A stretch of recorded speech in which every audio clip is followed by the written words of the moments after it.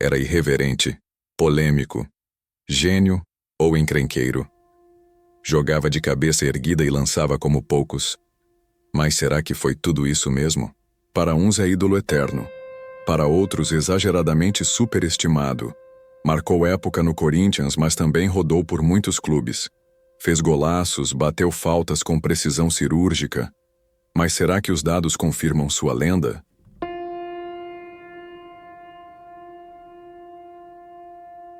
José Ferreira Neto nasceu em 9 de setembro de 1966, em Santo Antônio de Posse, interior de São Paulo.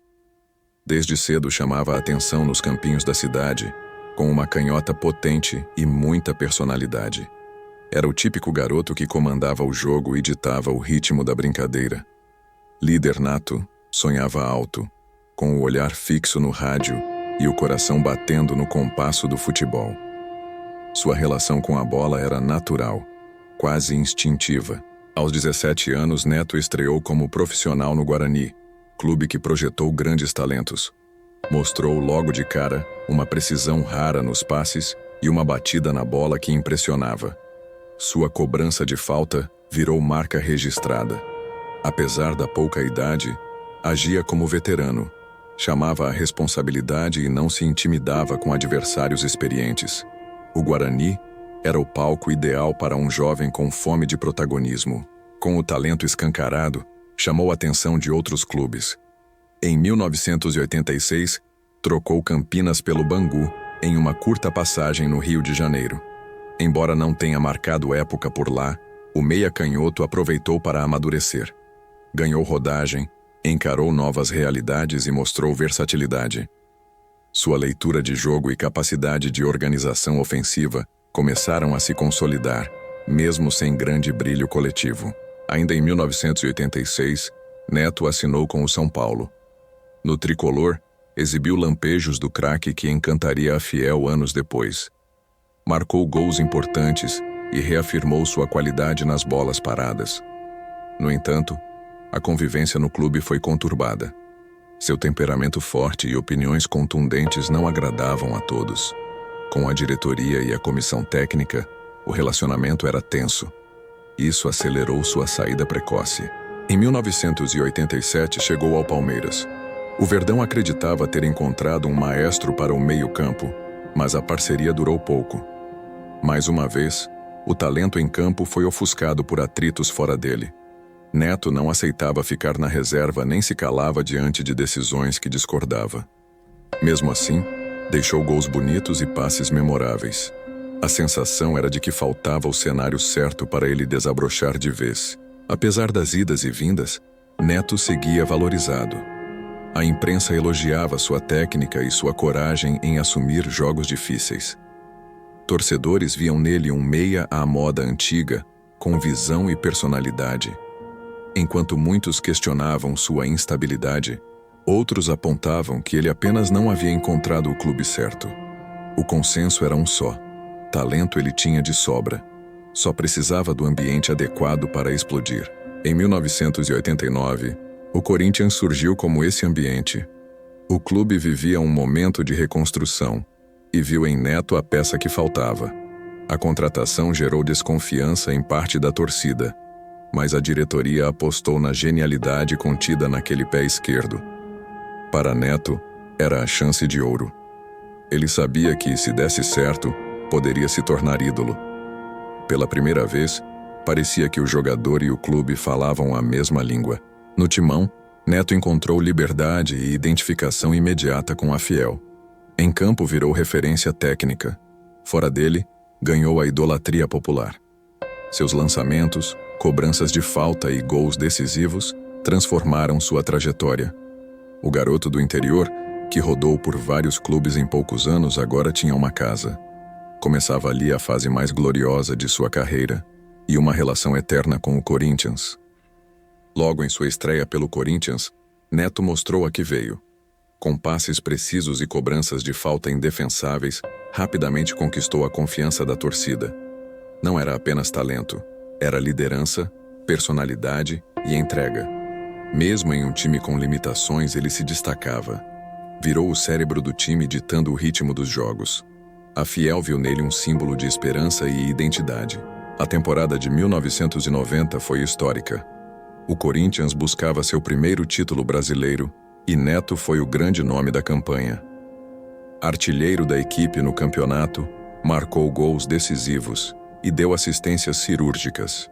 Sua atuação nas semifinais e finais foi fundamental. Contra o Bahia na final, liderou o time com maestria. O título veio com suor, raça e inteligência.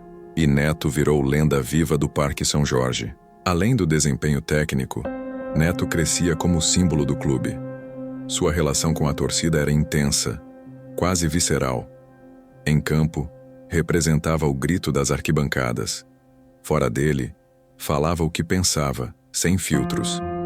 Isso o aproximava da massa alvinegra. Ele virou o jogador que vestia a camisa com alma. Não era só um craque. Era um torcedor em campo, com braçadeira de capitão e postura de ídolo. Mesmo sem a velocidade dos atacantes modernos, Neto era decisivo.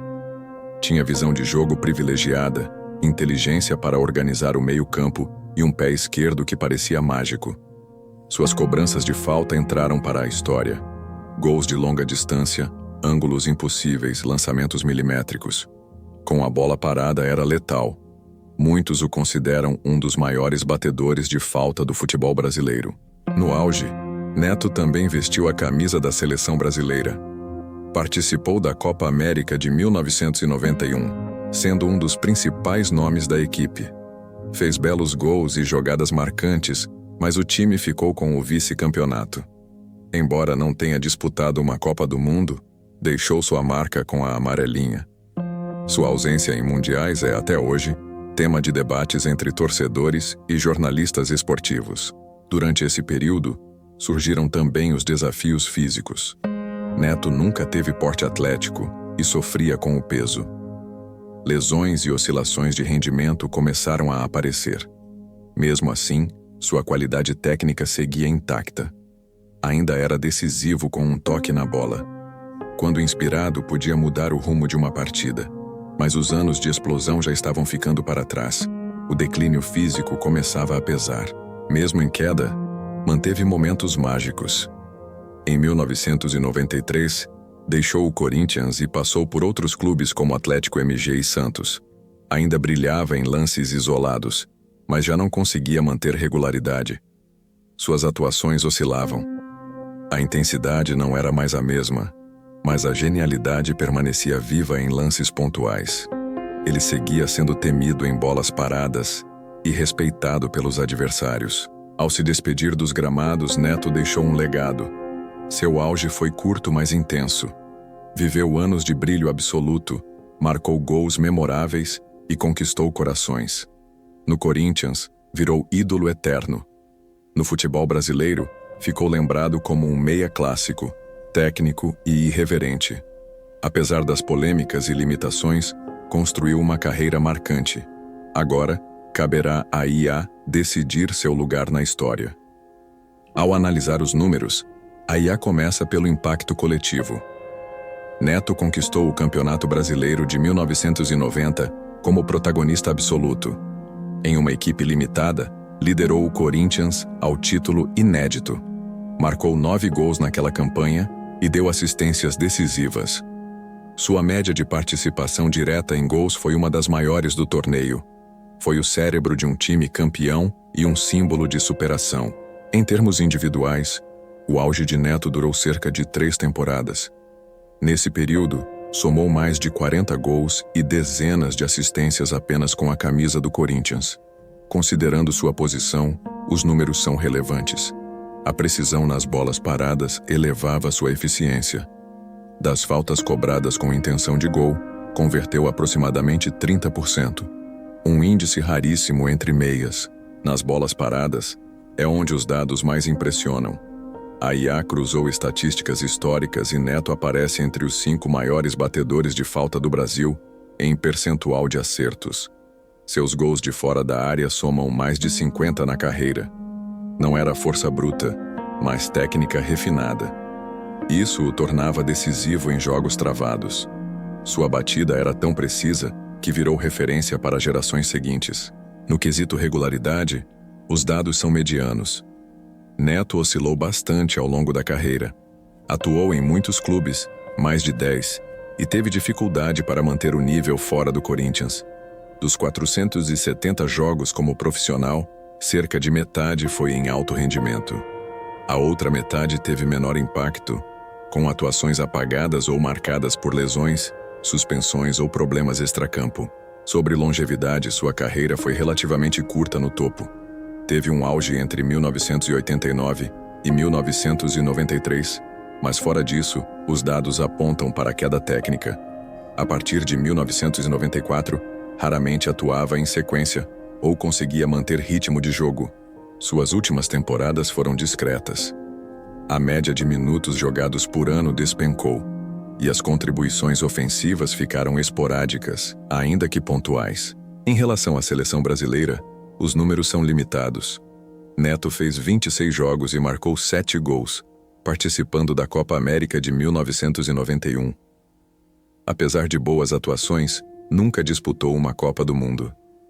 A IA compara isso com outros meias da época e conclui que, embora talentoso, não alcançou protagonismo internacional. Sua ausência em mundiais pesa contra sua classificação como gênio. Nos critérios de influência histórica e legado, Neto pontua alto. No Corinthians é nome imortal. Seu número 10 virou símbolo. Torcedores o reverenciam até hoje, e seu título de 1990 foi divisor de águas.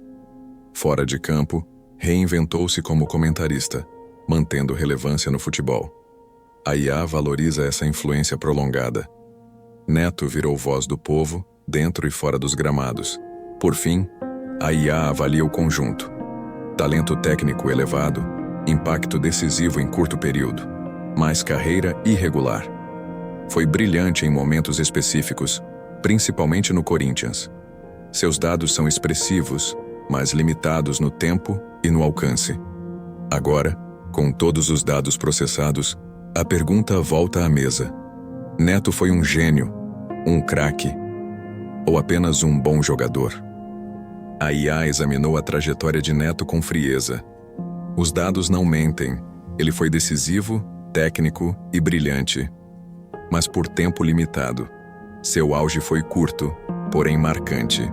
A liderança no título de 1990 já o colocaria entre os grandes do Corinthians. Mas o foco aqui é mais amplo. Estamos julgando a carreira completa, o impacto no futebol brasileiro e o nível de genialidade do jogador. Como bom jogador, Neto superaria a média com folga. Tecnicamente, era muito acima da média nacional. Sua leitura de jogo, passes e bolas paradas o destacam. Mas para ser apenas bom, faltaria justiça com sua influência. Neto foi muito mais que funcional ou útil. Em seu auge foi protagonista, capaz de decidir campeonatos, arrastar multidões e reescrever capítulos da história alvinegra. Como gênio, no entanto, a IA exige mais. Gênios são aqueles que marcaram época em escala global, influenciaram o futebol além das 4 linhas e dominaram longos ciclos. Neto teve lampejos geniais, sim, mas não manteve constância suficiente, nem alcançou conquistas internacionais. Ausente em Copas e irregular fisicamente, sua carreira não preenche os critérios exigidos para esse patamar. O que resta então é o meio termo. Neto foi um craque, um dos melhores de sua geração em solo nacional, capaz de decidir com um passe ou uma falta, idolatrado pela fiel, respeitado pelos rivais, lembrado por lances inesquecíveis, craque no campo e depois, craque no microfone. Com sua autenticidade e irreverência, seguiu impactando o futebol mesmo após pendurar as chuteiras. A IA define: craque Neto é de fato um craque. Não um gênio que redefiniu o futebol, mas um jogador de classe superior, que brilhou como poucos por onde passou, especialmente no Corinthians, onde virou sinônimo de camisa 10 e de raça com talento. Sua história mostra que o futebol não é só feito de números frios, mas também de paixão, entrega e momentos eternos na memória coletiva. O veredito da máquina se baseia em dados, sim, mas também considera o peso simbólico. Neto soube ser gigante no lugar certo, na hora certa. Isso é coisa de craque. E mesmo com as falhas e exageros, o craque que ele foi em campo continua vivo na lembrança dos torcedores que o viram jogar. Ser craque não é pouco, é um privilégio para poucos, e Neto soube honrar esse posto. Agora queremos saber de você. Concorda com o veredito? Neto foi um craque? Ou você acha que ele foi maior do que isso? Talvez um gênio incompreendido? Ou será que a IA foi generosa demais com quem teve lampejos, mas faltou regularidade? Comente, debata, compartilhe. Sua opinião também faz parte dessa análise. O Tribunal da Bola está aberto para julgamento popular. Se curtiu o vídeo, deixa o like, se inscreve no canal e ativa o sininho. Essa é só a primeira de muitas análises que a IA vai trazer com frieza, dados e respeito à história. Vem com a gente descobrir quem foram os verdadeiros gênios, os craques e os bons jogadores do futebol. No próximo episódio, outro nome lendário será julgado. Quem será o próximo a encarar o veredito da IA?